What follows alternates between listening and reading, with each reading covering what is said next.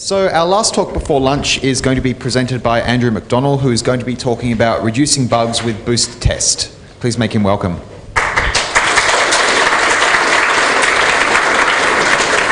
Right, thank you very much. We seem to have a bit of a theme going today with software testing, so I'm going to do a quick recap of some software engineering, talk a bit more about unit testing, and then we'll have a look at Boost, which is an open source package that can help you do unit testing in C and C++. So, all software has bugs. We seem to have a bit of a theme going there. Why are we testing? All software has bugs. We don't want to be embarrassed because you want to have people run your software and you don't want it to break on them. If you're working for an employer cutting code, you want to save dollar, you've got to get the job done. You don't want your boss giving you a hard time because your software is not working.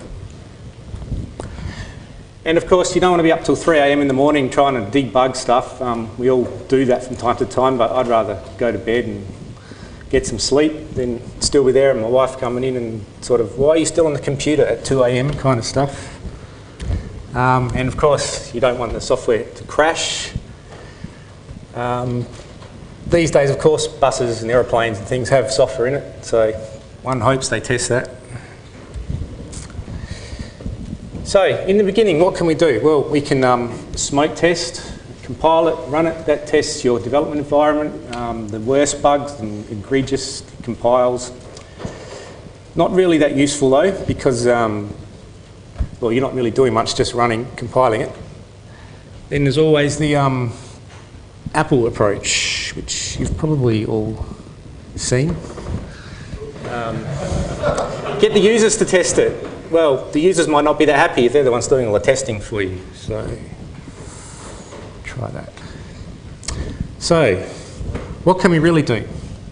Well, we can do integration testing, which is where you have the system in a deployed lab environment after it's been packaged, you've installed it. You have quite a script to go through, you check out all the features, you make sure it works as a whole. That will find you a lot of bugs. It checks that it does what it does, but it might not fix your edge cases, and there might be subtle bugs that, because you've only got so much time, your test script won't exercise everything. Acceptance testing, feature walkthroughs, that's where you sit there with the customer and they might play with it and they'll probably have a different script from the developer's unit integration testing. They're looking for that it does their look and feel, whether the user interface might work as it's supposed to. Managed alpha beta testing, so you'll put the software out in the world. You might, like a lot of games companies, might have invitation only ones, so you have what you might call your more advanced users. So they're not afraid to find the bugs. They usually know how to report them in a way that's going to help you. Again, that's really a form of integration testing. Then we have unit testing, which is what the rest of this talk's about. And unit testing is where you get down to the innermost parts of your software, individual files, classes, API calls. And we try and exercise them in all the paths we can think of using code. And that can catch a lot of the bugs that don't necessarily show up in integration, but then they show up when you ship the software or you put it out there on GitHub and someone downloads the Debian package, and that's when it breaks. So, unit testing will save you hacking time, which is important because we all really want to just cut code. You exercise the low-level functions, your class API, like I said. Unit test code is maintained in your code base.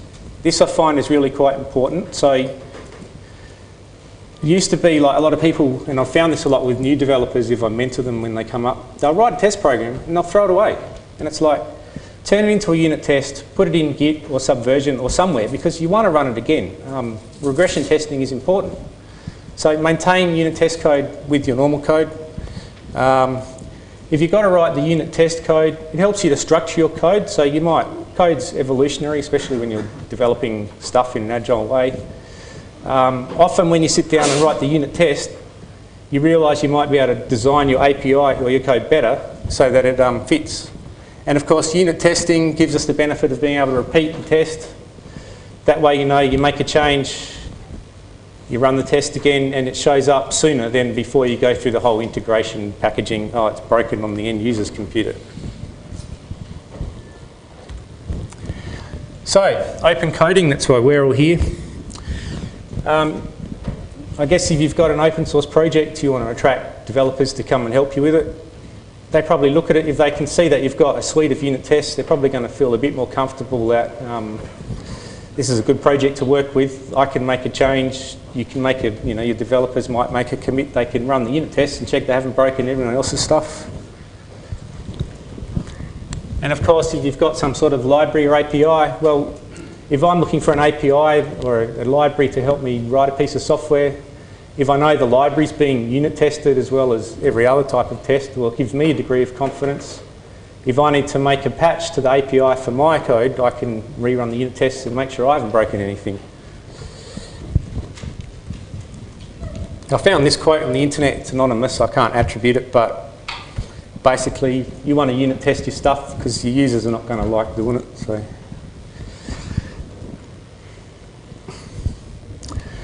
We all like Xseed. Some things, you need to choose what you unit test. You have a lot of code, you can end up writing too many tests. You spend all your time doing that and then the project runs late. Yep.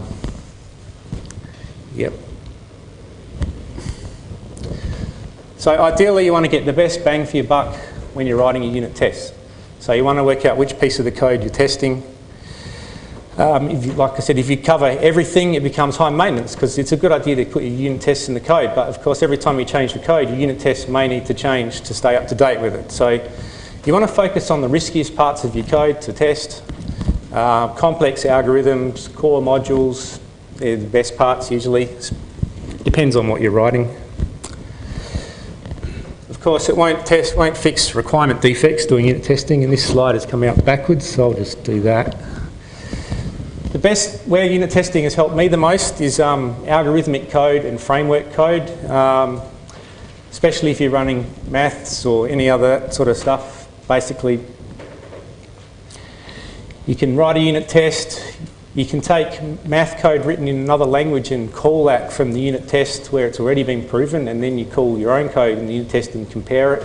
And if there's a difference, well, you're finding the bug straight away instead of having to run up the software that uses that math library, step through the debugger, try and work out what's going on, so it shortcuts you there. People can do unit testing with GUIs, but I've never really tried it. I mainly code more lower level stuff. So some lessons learned, a bit of experience. I had a client and we had a lot of code that had been written in C, C++, but it was over several years of experimentation. It ran quite well on 4 cores because it was multi-threaded, and we thought we need to get this faster. We put it on an 8-core machine. It didn't actually get any faster. So it turned out we needed to move to GPUs to get the speed boost we wanted. However, I was given the job of having to rewrite all this code to run on a GPU. So that's a tricky business in itself, debugging GPU code, never mind all the rest of it. The good thing about this is the GPU code is callable from C, C++.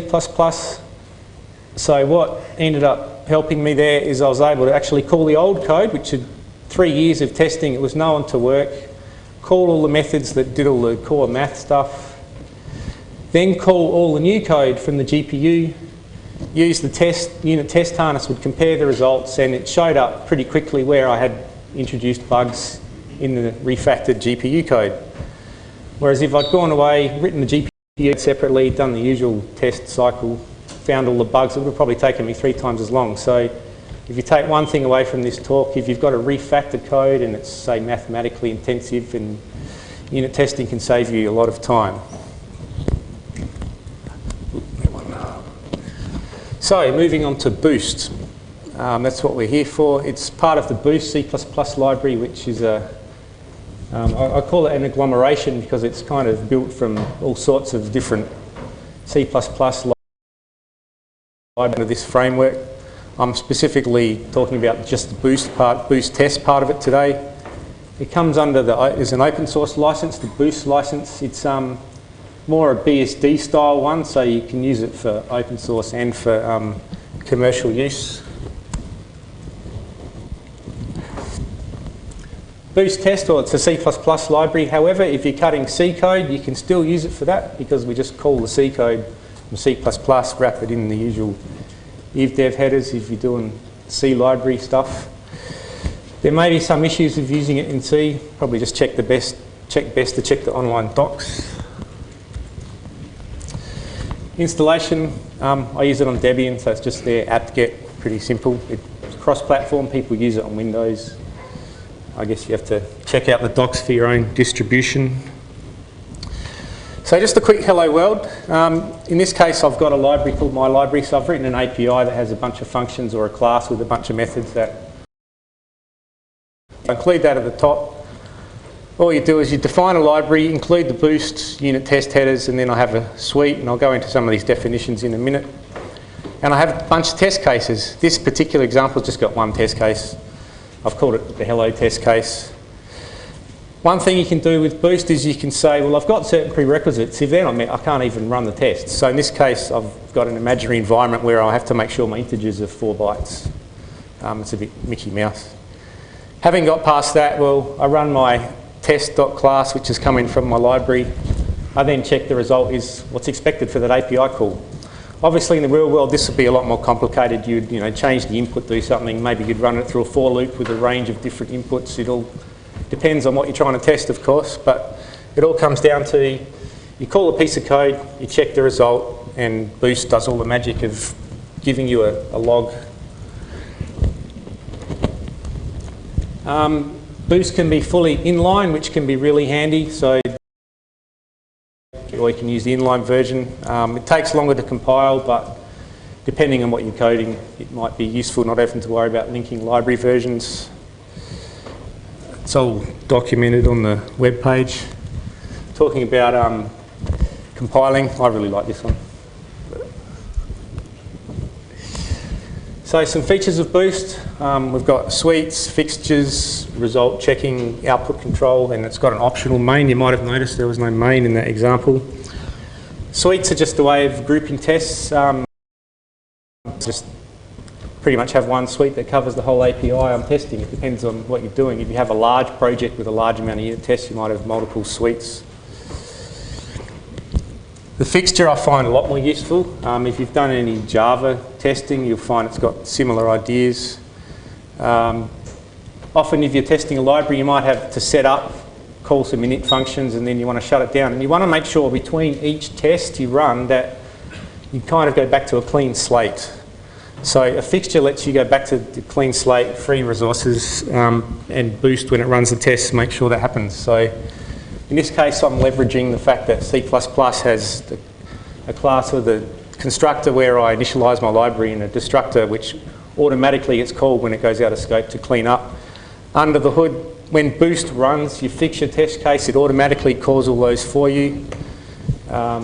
You don't have to sit there and create all magic objects yourself to deal with setting up resources, opening files, or whatever else needs to be done for your particular library.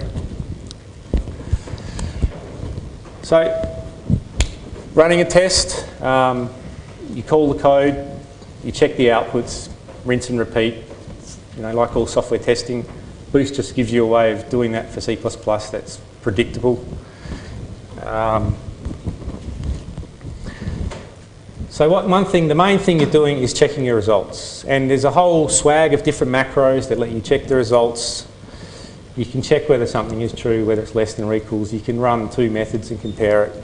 Again, this is an introduction, so I'll let you check the doco if you that. One thing I found when I first learned all this is it wasn't obvious the way the document's structured is where all these macros were, and they're buried under something called testing tools reference near the end. So just something to bear in mind. When you run the test macros, there's a couple of different levels of control. The check is the normal one. That gives you like a pass/fail output. So when you run a test and you have 6 Boost checks, you might go pass, pass, pass, fail, so you can use the logging then to your advantage to see which bits. Warning, you might want to log a warning without actually failing the test, depending on what you want to do. So it's flexible like that. And require, as I mentioned before, will cause the test to fail and no future parts of the test to run because something's wrong with your environment or the compiler hasn't linked the right library or something. Boost gives you good control over your output. You can have nothing but a bunch of, you might only want to see the fail messages because you might want to call your test scripts from some sort of nightly build system and have it email you just the fails. You might want to see the complete detailed log. Of course, if you're trying to debug the testing program, you want to see everything. So it's got good control over how the logging works. So where was your main? It's hidden under the boost macros. You can use your own main if you need to, so it's flexible like that. But in this case, my test will usually be a CPP file, a bit structured like the example I showed before, but with a whole bunch of test cases. You may want to put one test case per CPP file or a suite or a group. It's up to whatever is best suited for your particular project. Of course, unit testing won't find all your bugs. So, as an aside, I still use source code inspection for selected code and automatic tools, but unit testing will often find stuff that people miss. So, in summary, all software has bugs, and you don't want to be up at 3 AM. So, if you're doing C coding, fix your bugs and avoid sleepless nights, and or any unit testing framework. But Boost is easy to use. So. Right. Are there any questions? Yes, and it's always at the back, so more exercise for me.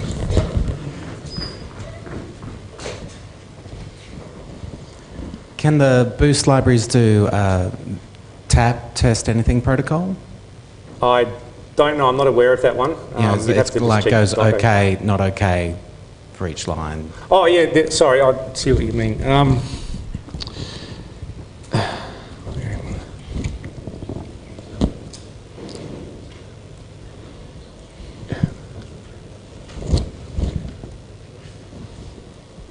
You mean control of the output? Like, you can go pass, fail, pass, fail, pass, pass. I don't know, it's just its own logging, but you can write your own logging handlers and stuff to customise the output. So if there's a protocol, I guess you'd do that. Any more questions? On the other aisle.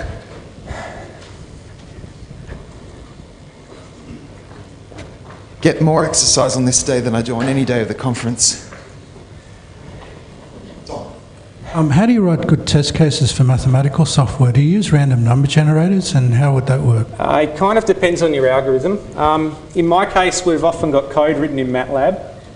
So one thing, and/or we've got a previous version, because a lot of my work's been refactoring code written in C or MATLAB into running on a GPU. So I can call an older version that works, and then call a new one and compare them. But I guess if you're doing a greenfields algorithm, often there's a long way to do something, and then there's your API, which might be optimised, and I guess you can compare that. And